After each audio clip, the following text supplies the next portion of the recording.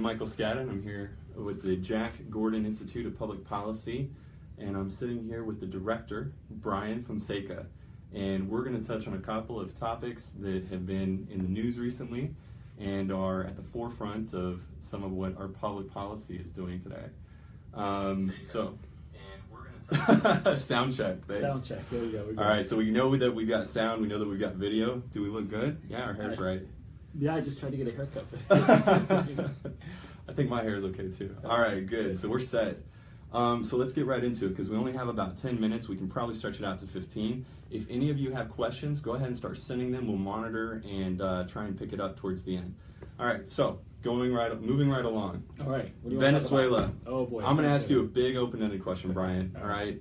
We have an ongoing crisis in Venezuela. I'm not even going to get into the statistics numbers on it. What, if anybody needs to go back and do some research to see where we're at, currently with that, they can. What we want from you today is your crystal ball.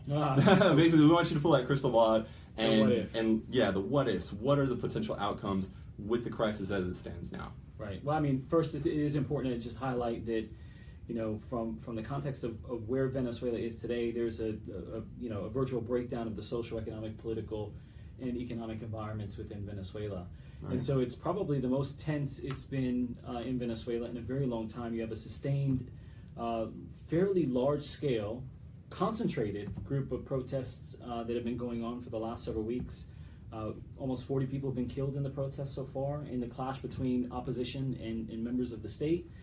So it's in a very, very tense space. And so the one that so the prediction I don't need the crystal ball for is that things are going to get much worse before they get better. That's the bottom line. I don't see any very immediate fix to the social, economic, political, and security situation that the state is in today. The much more difficult part is really sort of assessing the change agent. What's going to happen in Venezuela that's going to change in the near term as a product of sort of the deterioration of the state. And I think that for our viewers, there's probably really only four potential scenarios. I think that that we could sort of assess are highly likely in Venezuela going forward. The first one, of course, is that this the muddling through scenario, the scenario in which Maduro and the PSUV maintain their hold on power. They're able to ride out this very intense momentum behind sort of the opposition. So if you start to see people moving back into their homes and sort of moving off the streets in the near term, it's a really good indication that much of the same is going to continue. Last year there was some tensions, and you had the CNE and the potential recall referendum against Maduro. A lot of people were asking same thing: what were the future scenarios? And I think the one that we hung our hat on was that there was going to be a continued muddling through, no major climactic event that had a rupture and change in government, at least in the short term. That's probably true now. The caveat today from where we were last year is that there's a higher probability that you can have a major change or out-of-cycle change of power. And that's going to come one of two ways. One, you have the prospects of the military seizing power, right? So far, and what lends to sort of the first scenario of Maduro likely just sort of muddling through, is he still commands a lot of loyalty from the military. But if the military starts to fracture, fracture apart, then you may see some type of play within the institution in which you command a following and you surge against the regime and you essentially displace the regime and you occupy that space for 6 to 9 months or so, or whatever that is, while you're working on transition of government. Let's stop you there for a second. Do we see any fracturing forces at the current moment, or are they pretty much on board right now with the regime as it stands? Well, leadership appears to be on board with the regime. There are some fissures within the institution. The fissures are largely along four lines. So first you have those that are loyal to Maduro, those that were loyal Chavistas, loyal to sort of Chavez ideology, political ideology, but not terribly supportive of Maduro as being the selection to succeed Chavez. The third are those that sit in support of Diosdado Cabello, the former head of the National Assembly. He still has a following within the military institution. And the fourth are those that just simply oppose the government, right? And those exist within the Venezuelan military today. So the fissures are there. That doesn't necessarily mean that that those fissures have created a fracture within the institution in which the institution might rise up and seize power. Right now, the Minister of Defense, General Vladimir Padrino Lopez, still is in control of the institution. He's very loyal to the PSUV, and in fact, he has a lot of equity in maintaining, the system in place today. Now, I think if Padrino Lopez starts to see a fracturing within the institution, and he fears that segments of the institution might rise up, then he may, essentially in an effort to keep the institution together and suppress the potential fracturing that could lead to a more civil, large-scale conflict where the military breaks apart, he may then try to displace President Maduro and members of the PSUV in order to move the military into a position of power. So the first scenario is that you maintain sort of the muddling through, the Maduro government and the PSUV in power manages to maintain. The second is a military coup, or the military seizes power. And again, that's probably not going to come from the top. It's probably going to come from the lower ranks, mid to upper mid officer ranks within the military. And there's a reason for that. So your senior military officers are often in those leadership positions because they were the most loyal to the regime, most loyal to Maduro, most loyal to Chavez. Within the maybe the major lieutenant colonel ranks, you have a much more mix of demographic, those that oppose the government, those that support the government. So if you have a fracturing, that's probably where that fracturing would be far more exacerbated, in my opinion. So those are the first two. The third is you have what's called an elite fracture, right? And that is members of the elite, whether it's the social, the economic, or the political elite, essentially start to break rank with the current leadership within the PSUV, the political party that's in charge in Venezuela.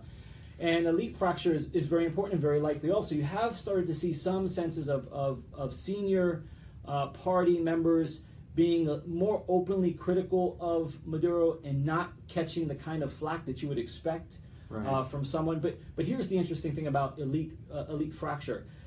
Is essentially it's a game in which the elite are determining the right timing to either jump off or not, right? So in other words, if you jump out and you become sort of adversarial to those in power, to your your cohort, you run the risk, if the government doesn't fall apart, of being sort of labeled as disloyal and being sort of on the outcast of the elite in Venezuela today. So elite fracture is a bit of a game in timing. So because I don't think the Maduro regime is at immediate risk of fracturing, then most elite haven't yet jumped off and started to be openly adversarial towards the current administration. But the minute Maduro and those around Maduro start to see a more immediate sort of demise, then you might see more elite sort of moving out, and there's where potential transition leadership may come from. Now, so those are three. I got one more, but go ahead. No, I mean, I've read that Maduro has stepped up his attacks on the business elite in Venezuela, rhetorical or what have you. Now, could that also be a catalyst for the elite fracture that you're speaking of? It could be. I mean, part of it is rhetorical. Part of it is ensuring that you've been able to transfer blame, transfer responsibility to other members of Venezuelan society. Venezuela today is unique because it's very much sort of this sort of class conflict, right? In which one of the biggest challenges I think the opposition are facing is that those that are protesting today, even the composition of the opposition is largely comprised of a class in Venezuelan society. And it's largely the middle, upper middle, former upper middle, those that have gotten poor under the Chavez and now Maduro regimes. But that's really sort of the bulk of it. And so if you want to see a more rapid transition where military moves, well then, for example, you would need more poor people in the streets, more people that sort of reflect the demographics of the rank and file of the military. That's what you would need to see in the streets, to where the military is not firing on a group of middle class people that are sort of trying to disrupt disrupt the state, but rather you have this larger demographic representative across Venezuelan society out on the streets. Now there are certainly, and we're seeing it through videos coming out on YouTube and social media, where poor classes are starting to show their frustration, but they're not making their way into the streets. They're not becoming sort of engulfed in the violent exchanges between the military security forces, the National Guard, or even the colectivos and sort of the opposition protesters in the streets. So the first three, again, to recap, are muddling through, which I think is probably the most likely, right. With the caveat that there is a high possibility of some form of transition, whether it's a military fracture or a military junta seizes power for a short period of time, because I don't think the military has any real interest in maintaining any type of leadership over the state for any long duration. The third is an elite fracture, in which members of the PSUV, members of the economic elite start to fracture, gain a following, and ask Maduro to step down. And that's really tricky because there's nowhere that Diosdado Cabello, Padrino Lopez, or Maduro are going to go in terms of just sort of leaving government and moving back into society, right? Right. I mean, the corruption, the levels of violence. I mean, there's a lot of stains on their hands, and so any type of transition of moving them out of office in a peaceful way would require some provisions against accountability and almost forms of amnesty that allow them to move back into society. That's why the fight is so hard, right? Right. The fourth scenario is the possibility of a much larger, civil conflict in which the state becomes overwhelmed by the sheer force of social uprising, right? I mean, this is probably the most dangerous scenario going forward. I don't think it's the most likely. I think it's the least likely, but it certainly is there. Right. Some type of emotional trigger, much like what occurred in the Arab Spring, in which people just got so frustrated with what was going on. The fruit cart vendor lights himself on fire to serve as an emotional trigger to move the overwhelming masses into the streets. So you haven't had that emotional trigger in Venezuela yet. You've had violence, and I think this is part of propagating the images on social media. This is largely, I think, an intentional effort to try to bring that emotional trigger out and infuriate the masses so that the masses move. But that hasn't happened yet. Don't know what that emotional trigger is or could be. Certainly, there's some are speculating a major political figure of the opposition is killed, or something horrific that just inspires all classes of society to move into the streets and move on the current administration. But that might be the most violent. I think those are probably the four scenarios in my crystal ball that might come out going forward. Well, just to speak to your fourth scenario, do you think maybe we're seeing some of the some parallels to the Middle East in terms of the number of refugees that are moving outside the country? I mean, you have certain things that speak to the possibility of that emotional trigger and that kind of a movement. Yeah, I mean, you've had an exodus. Even if it's the least likely, I mean. Yeah, you've had an exodus from Venezuela for a long time, and the exodus isn't really the issue, because the exodus are, those are people that want to get out of the country and aren't going to stay and fight and aren't going to continue to sort of, rouse populations onto the streets and create that overwhelming force that simply becomes too much for security forces to handle.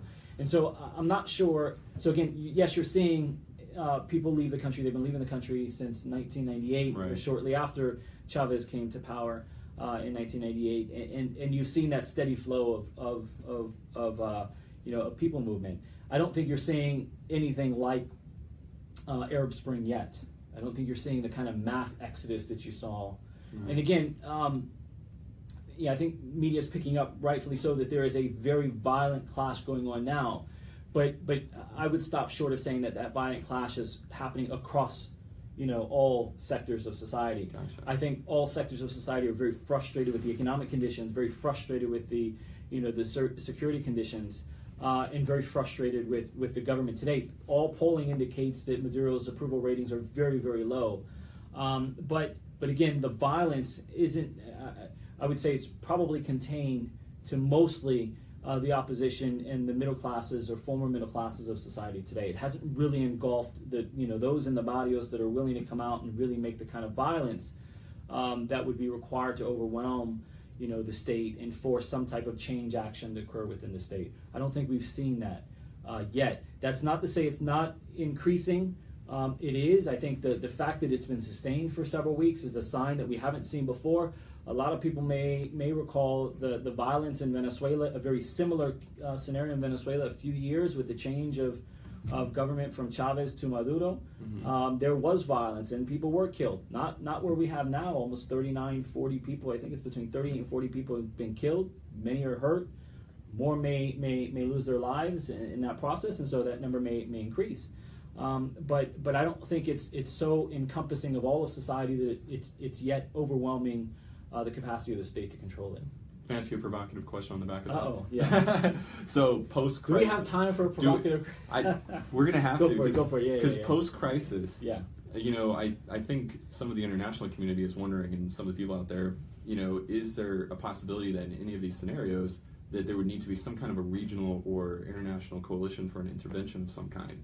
You know, whether it's political, military, economic, whatever the case is, you know, 2 seconds, what are your thoughts on that? Like, post-crisis, what would be the international response? I mean, post-crisis, there has to be a huge humanitarian effort on behalf of the international community. You know, and I won't project who should lead that effort. The United States, I'm sure, will be part of that effort. Well, I can't speak on behalf of the United States, but I'm pretty certain that the United States will be heavily involved in a post-crisis humanitarian effort. You know, members of the OAS, right, that have been very outspoken against the state of democracy in Venezuela in the recent year, which is recent months too. More recent months, but I think that's positive. So we'll see some international support to a post-conflict humanitarian crisis, but that's very different from some type of intervention within the conflict itself.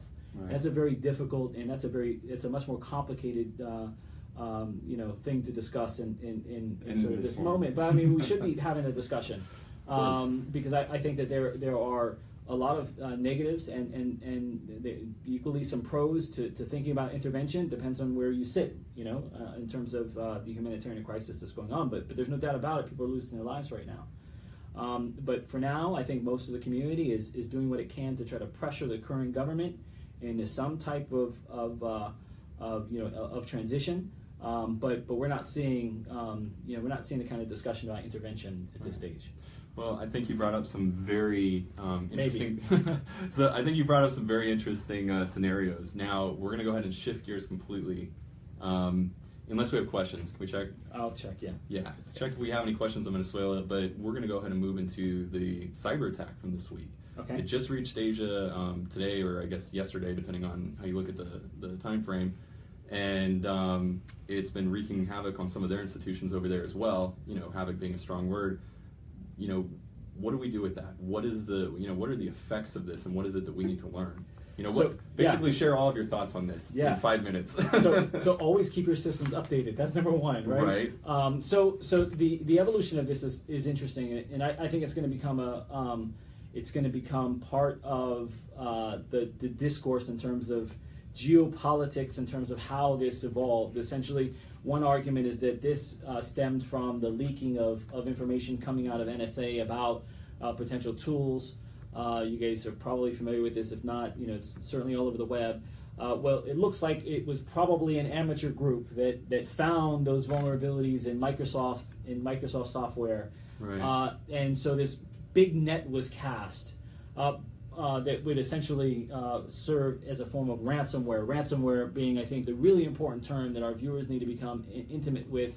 If you look at the data breach investigations report that Verizon puts together every year, in a matter of 1 year, the difference between the 2016-17 report, ransomware went from being like the 31st or 32nd threat to being the third or fourth threat in terms of breaches in systems worldwide. So we have seen a very rapid increase in ransomware. What ransomware is essentially it's a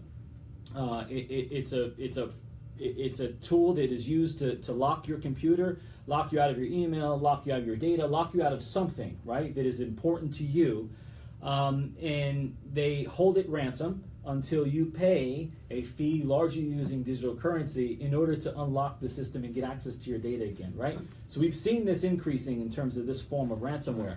This wasn't a targeted attack. This was a big net that was being cast out to the world. We've had over 200,000 infected from more than 150 countries so far. This ransomware, this particular global attack, was soliciting about $300 per user to gain access. So it wasn't an overwhelming amount, which was smart, but at the same time, it's only raised about $50,000 to the best of our assessment. So we're still doing a lot of forensics on this, but essentially those that were keeping updates with their Microsoft, so Microsoft found that vulnerability, issued an update to patch, right, the operating system, and so those that did update and patch and take that patch were essentially in the clear. Okay. Right? But those that didn't have their software up to date were very vulnerable to this particular attack. And so again, you see the magnitude. We're still assessing the damage because it's so recent. But that's essentially what this was. Well, could we almost call this like a cyber show of force, as it were? I mean, the impact that's having around the world. Well, I think what it is it's a serious wake-up call to the public policy community, the cyber policy community, to better help, to better get an understanding of the types of threats to states, because it did shut down several government institutions as well. In the UK, you had the hospital system was essentially put on hold. The Russian central bank was hit. This is why Putin's been so aggressive in blaming the United States and the U.S. intelligence community for causing this. It did have a broad. But I think in the context of public policy, we're going to see a lot more discussion over the vulnerabilities of cyber and a lot more attention being placed in public policy circles about protecting citizens and protecting institutions. So the president just issued an executive order a few days ago about ensuring the protection of critical infrastructure. And that was on the back of this attack. It's on the back of this attack, absolutely. And so again, cyber is a major, and this is one of the things that we do in this Public Policy Institute is cyber policy. So we do national security policy, we focus on the Western Hemisphere, but we also do cyber policy. And one of the big equities that we have in cyber policy is what we call capacity building. So we work with our partners, Microsoft, Verizon, and others to really help Organization of American States to deliver capacity building efforts to try to bring awareness. So if you look at ransomware, and I think we'll probably run out of time here, but if you look at ransomware, what you see is certainly a surge and an increase, and I think everybody across the board in terms of the professional community, cyber community recognizes this is the surging threat to individuals, to corporations, to governments today. But one thing is making sure that your software is updated, because these patches or these vulnerabilities in software is what allows hacker groups or cyber criminal groups to actually infiltrate your systems and lock them down. Software developers are constantly trying to stay a step ahead of this. And so what they do is every time they find a vulnerability, they immediately issue an update that has a patch associated with it, right? So Microsoft did that. Microsoft, once the word came out that these were vulnerabilities in Microsoft, it issued an update that had a patch that should have been downloaded by most in terms of the updating of their systems. But you know how, I'm sure some of our viewers, you scratch your head and say, when's the last time I really updated my system? It's really information security professionals and people that are really in tune with technology that recognize the importance of it. The rest of us kind of put it off because it's, we don't want to read the fine print and we just kind of click through it. So I encourage, number one, in the context of ransomware, make sure that your systems are updated. That's key. The reason why a lot of Mac and Apple users weren't targeted is because they didn't target the iOS operating system. So what they did was they targeted Microsoft Windows operating system, not iOS. Apple doesn't have the kind of users that Microsoft has, and so that's where the big sort of net was cast. Where the bulk of your users. Right. So that's one. Number two, for ransomware, to protect from ransomware, I highly recommend, again, as a consumer just like you, highly recommend having backup of your data offline.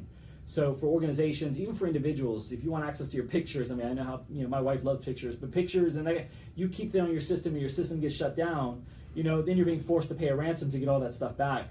So get in the habit of having offline updates or backups that you do pretty regularly to keep all that information. So if somebody does, so not just the cloud, but your actual.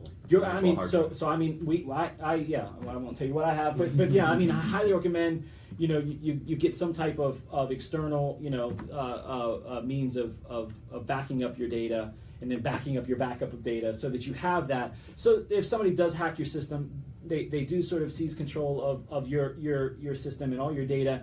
You don't have to kill operations in order to, or lose things because you can't pay a $5,000 ransom. You have a backup. You may lose a period in time from which you didn't back up, but for the most part, you have that material or that data. And so that's one of the other things we highly recommend is having offline backups so that you remain resilient to these kinds of attacks. Okay. Now check this out. We're at 23 minutes. Okay, no questions yet. That's it. But I do want to ask you for 1 minute. Pull out your crystal ball again. Uh-oh. What on the back of the cyber attack? What do you foresee the possibilities in terms of policy moving forward? Well, I think it certainly creates a lot more awareness, and awareness is something you definitely want in the cyber realm. That's an issue that we think this attack wasn't something that just occurred. We saw this coming. We have seen increasingly year after year the vulnerabilities that citizens, that governments, that corporations, entities have in terms of being cyber threats. vulnerable to cyber threats. And so I think creating awareness, and out of this sort of massive, by the way, we're probably fortunate. It was an amateur group. It was by the way, it was a guy on vacation. A data guy, an information security professional on vacation that actually found the kill switch. Accidentally found the kill switch that stopped the spread of this. You can find it, and I'm sure there's tons of media out there. But that was really fascinating. But I think it creates a lot of awareness, and awareness is where you want to be. So again, playing that role that we play in capacity building, I think is critical. But I also think that's going to move policymakers. There's an argument so that the information security professionals have in terms of how do you convince leadership that something needs to happen. Well, it's this concept called FUD, fear, right, uncertainty, and doubt. Right? I mean, so a lot of times information security professionals are going up the chain of command saying, look, we're going to lose millions of dollars by a cyber attack, and the CEO or leadership looks back and says, well, when's the last time we had one? So we haven't had one yet, and they kind of brush it off as a risk, but not something that they should be overly concerned.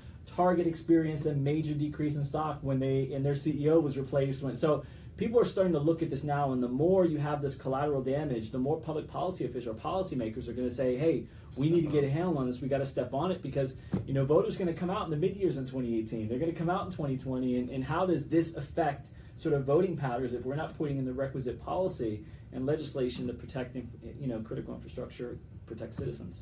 It starts pushing the IT. Yeah, I mean, we can go on for this. We can go on for ever. All right, so hope you guys enjoyed our discussion, and tune in next time. Bring your questions again. I don't know what our next topics are going to be, but I'm sure they're going to be just as engaging and interesting.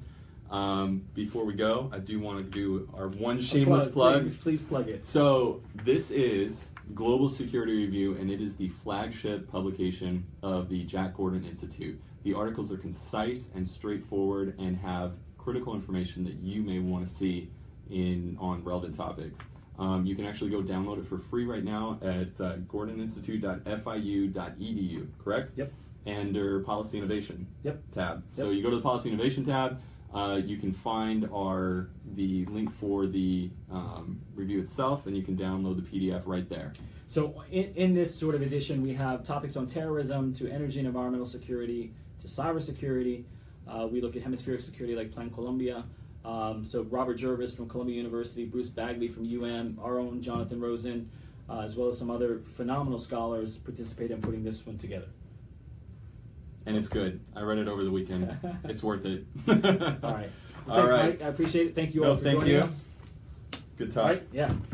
Now I just have to shut this down. And I'll give the awkward stare until you do it.